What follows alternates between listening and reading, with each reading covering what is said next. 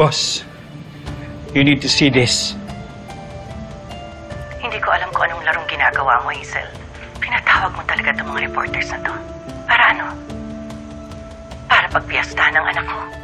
Huwag kang praning. Nandito sila para gawin ang trabaho nila. Trabaho nilang mag-report.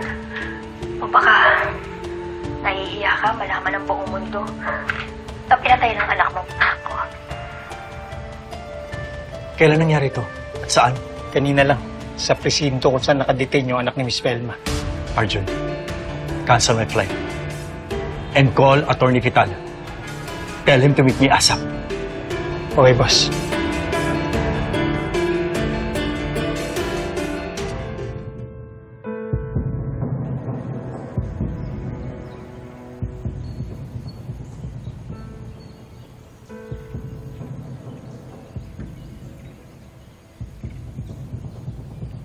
Buti nang pumunta ka dito.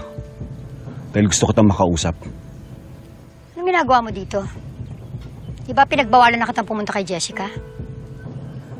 Anak ko si Jessica. May karapatan akong magluksa at pumunta rito kahit anong oras ko gusto.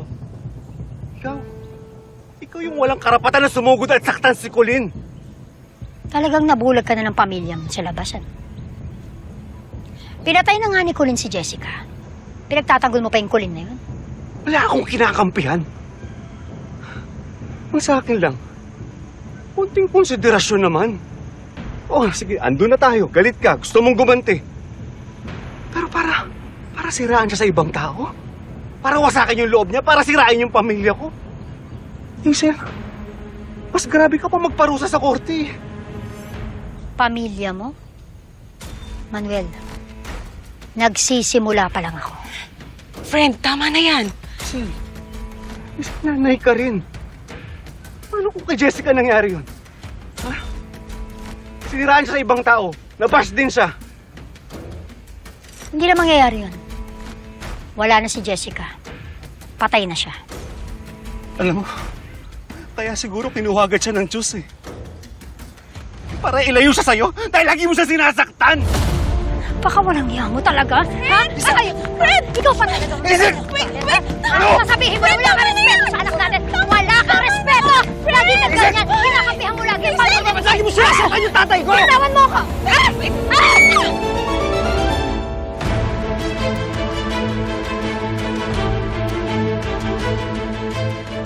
Hindi ako pumapatol sa babae. Lalo na sa nakakatanda sa akin. Pero itong pananakit mo ng tao, Hazel, mali na to eh. Ako pinalagpas ko na yung ginawa mo sa nanay ko, sa kapatid ko. Pero subukan mo saktan yung tatay ko sa harap ko pa. Sinasabi ko sa'yo, papatulan na kita. Jack. Ano? Bakit? Tinatakot mo? Oo, tinatakot kita. Pag di mo tinigilan yung pamilya ko, yung tatay ko, lalong-lalo na si Colleen. Ako mismo yung mga kalaban.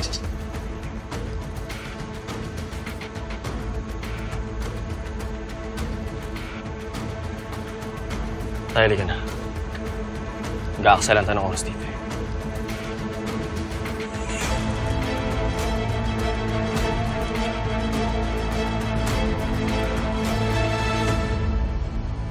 Narinig mo yun? Pinagbantaan ako ng Jeffrey na yan, nakala mo kung sino. Tawagan mo si Atty. Salazar. Dali, sabihin mo, anong kasong pwede natin isampa dyan? May death threat ako.